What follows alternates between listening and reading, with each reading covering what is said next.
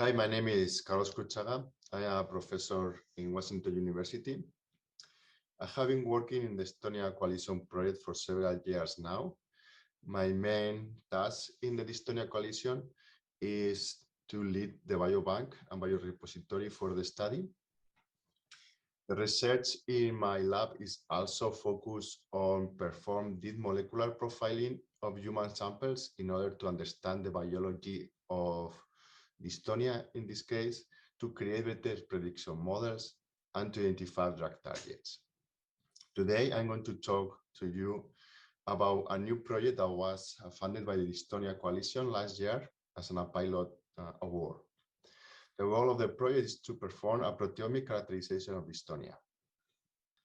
In general, the goal of this project is to understand the phenotypic variability, to understand why some people develop dystonia, why the age at onset is changed, or the spread is also different. Most of the studies using human samples has been focused on genetics. These studies has led to identify genes that cause dystonia in familial cases, but also identify variants that are associated with dystonia in general.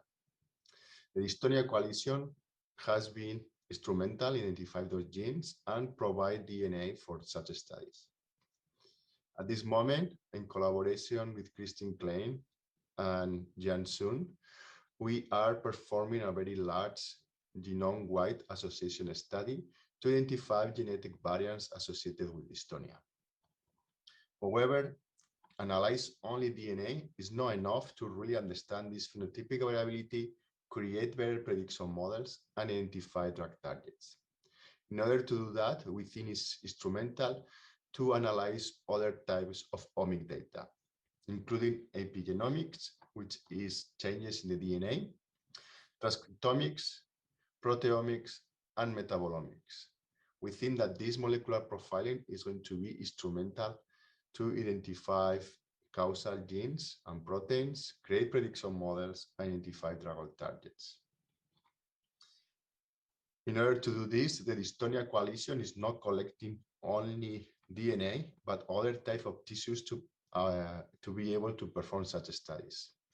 We are collecting blood in which we extract DNA that can be used for genetics and epigenetics, blood RNA for transcriptomics, and plasma that will allow to perform proteomics and metabolomics. There are already some studies focused on metabolomics with very interesting data. I just want to highlight one brief study that was performed by Jan Sun and Dr. Ginat from Emory. In this study, they performed a metabolomic study for cervical dystonia.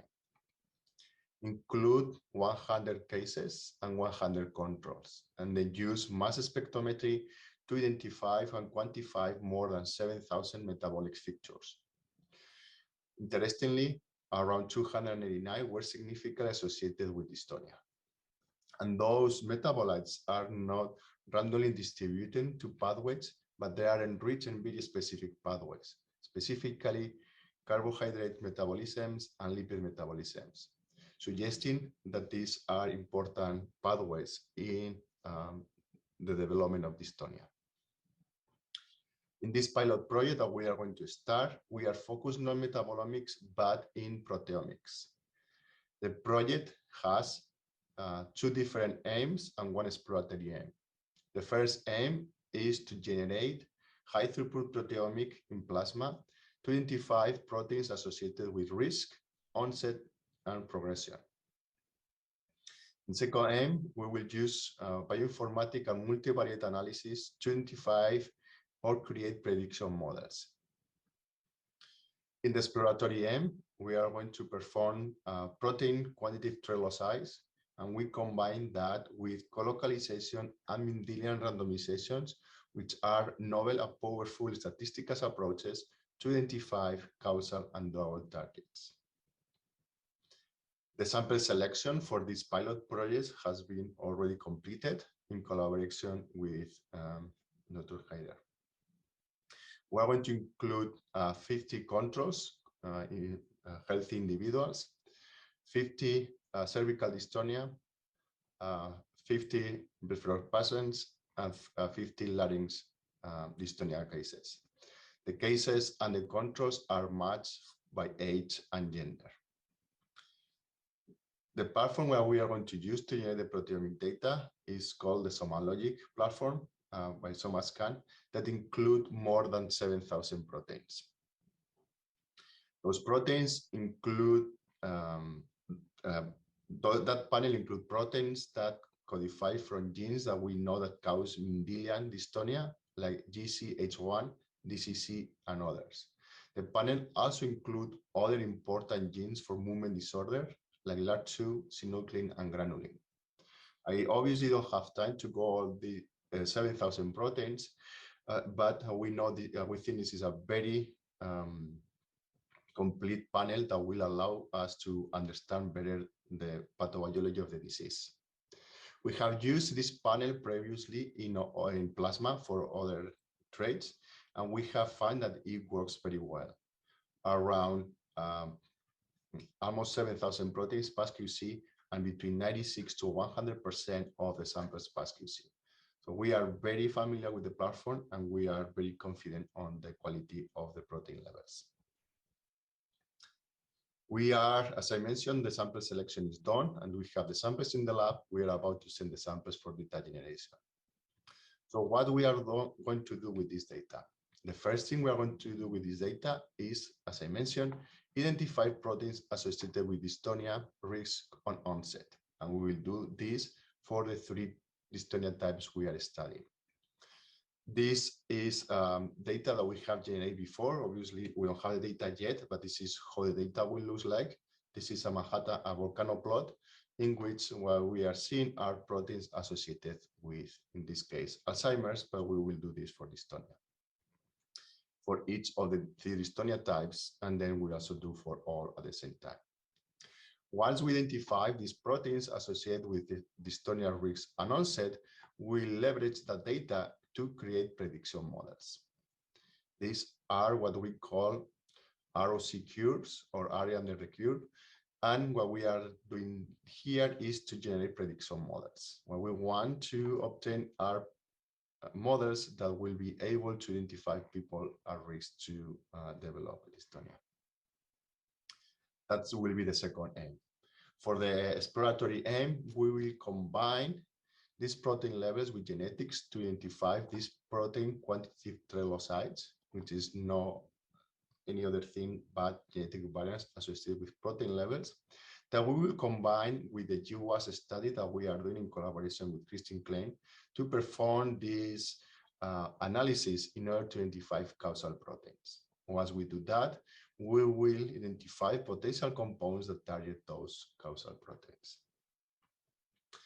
This is the analysis plan. As I mentioned, at this moment, we don't have any data yet, but we will be able to have it in the next months. In general, this is going to be a large-scale proteomic screening of well-characterized dystonia cases and controls. We have several dystonia types in order to identify specific proteomic profiles for each type, but also common proteomic profiles for dystonia. The main analyses are going to be for dystonia risk and onset, but we have very rich phenotype data for dystonia coalition, including GDRS and other phenotypes that we can also analyze later. We expect, as I mentioned, to identify common proteomic signatures for dystonia and specific proteins for different dystonia types, which we think is going to be instrumental to identify novel pathways implicated on disease, a deeper understanding of the pathological events, hopefully generate new prediction models and new therapeutic targets. As I mentioned, this is just a pilot data. We're going to have only 50 plasma samples for each dystonia type. We are collecting plasma for each dystonia coalition participant at every visit, so we will leverage that resource to perform additional analysis later. Longitudinal plasma data will also can help us to identify additional proteins that are implicated in dystonia spread and outcomes. In any case, this data is going to be instrumental to generate preliminary data for large proteomic studies.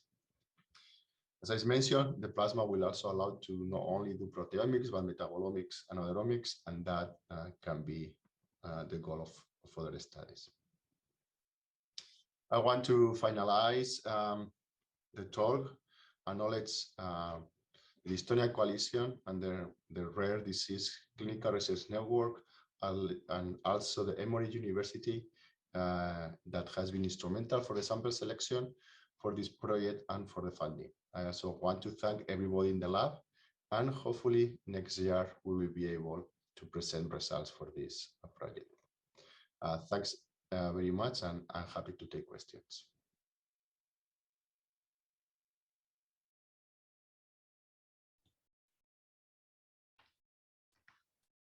Thank you, Carlos. That was a great presentation. Really nice, and looking forward to seeing the results as they come in. I'm looking through the question and answer and the chat, and right now we are waiting for people to write in. So please either write in or feel free to raise your hand if you'd like to comment on Carlos's work. I guess I have one question to start. I know we've talked about this in the past in terms of what we need in place to be prepared for these studies as we go forward in the future, as best we can imagine what we need to have as part of our biorepository. There's always limitations in terms of resources and funding and all of those kind of things that, again, make some of our decisions pragmatic rather than aspirational of what we'd like. Sort of in your best guess moving forward, do we have what we need to be able to answer these questions moving forward, or are there additional things that we need to be collecting from our patients in this large biorepository moving forward? That's a very good question. So we are trying to collect the right amount of biospecimen, and in this case, blood, for the participants in order to be able to perform many studies. In this pilot, we are performing proteomics using one of the latest technologies for proteomics, but the field is moving very fast, and the amount of things that can be done change every day. So it's very difficult to predict what we are going to look, what we are going to analyze in 1 year. But we are collecting a good amount of blood, and we are creating a lot of aliquots. So those can be used to ask or query not only proteomics, but metabolomics, lipidomics, cell-free DNA, RNA. So hopefully we are very well established in order to be able to perform other studies in the future, which we may or may not be able to determine at this moment. So I think we are good. We are putting a lot of effort in creating this biobank, thinking on the future, not just today. Absolutely, thanks. I think there is there's a question from Buzz. He says, for the proteomics, you mentioned looking at risk and onset. Can you also look at severity, since we do have, as part of the data collected on these patients, the global dystonia rating scale score? So we have some severity scores. Yeah, so this is one of the potential analysis that can be done. Obviously, in a pilot, we need to be sure we are focusing a couple of phenotypes in order not to be too spread and not focus. But yes, this is one of the possibilities we have, or there is available GDRS data, and those can be used. There are a lot of phenotype data that has been collected in the dystonia, and hopefully this data can be used not only for risk and onset, but for many other questions. Hopefully, when there is additional treatments, we can also try to understand whether there is response to treatment or to identify potential targets. So yeah, this data is very rich. In general, my policy is, or my vision is that the molecular profiling of human samples are going to be instrumental to understand the biology of the disease, identify new biomarkers, and create new prediction models. So I think that having very good phenotype individuals are instrumental for this. And the dystonia coalitions are a good example because the amount of phenotypic data that is available. Absolutely. There's another question. Are there any human proteomics for dystonia already published?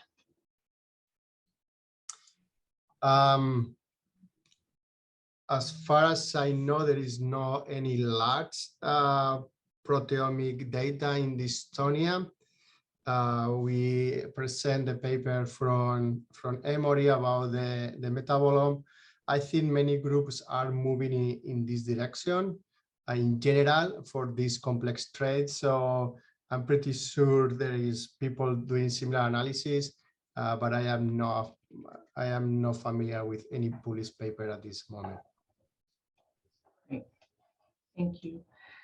And we have a question from Mark Hallett in the question and answer. Correlation with genetics is a good idea. Do you have any proof of principle already, a particular gene mutation or abnormal protein? No, not for dystonia. That's for sure. You know, we have the samples selected. We have the samples ready to send and generate the proteomic data. So we don't have any data for that. But we have findings very interesting for other complex traits, including Parkinson and Alzheimer's, in which we can see specific proteomic profiles for individuals that have the disease, but also have a specific mutations or risk variants. So we have an example for other traits, but not for dystonia at this moment. Yeah, lots of questions, not as many answers yet. I have one more question, and then again, if people would like to raise their hand or speak up, feel free. We have some time here. But one of the questions that you looked at earlier was the severity of disease, and I think that's something that is a little bit in flux. There's certainly severity within symptoms in a particular body part. There's also this question of spread. And I guess I wondered, there've been different people who've approached this. I know Brian Berman's on the call, but there've been different people who've approached the issue of severity in terms of spread and whether that is a reasonable measure of severity. How would you do that in our database, or is there a good way to do that in relating back to your omic research? Yeah, so when we are doing genetics, most of the time for these traits, genetics don't change with time. We are not talking about cancer, there is a mutations and so on. So genetics, once we measure once, we don't really need to measure again, and there are some caveats there. But proteomics also change with time. There are dynamic changes.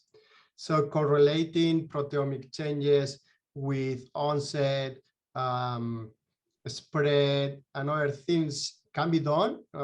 And hopefully this pilot will generate good data to support additional studies, but also are more complex because we need to start mapping or linking when we have the proteomic data and the status of that individual at that time. And because this is not a clinical trial, people are going to be in different stages and they are going to, the disease are going to progress in a different way. So yes, we want to do this. It's possible. Modeling is a little more complex, but as I mentioned, the data is there. Right now, we are generating proteomic data for, in total, 200 individuals in one data point. We are collecting plasma in every visit. So this can be done longitudinally and then correlate changes of protein levels with changes on progression or changes on a spread. So yeah, I mean, it's possible. We want to do this. It's a little more complex. Always things are complex when you start doing that in paper, and we're aware of that. But that's something is possible to do it, and we will need to have all this group and collaborative environment to do this, because one single group is not going to be able to address all of these questions.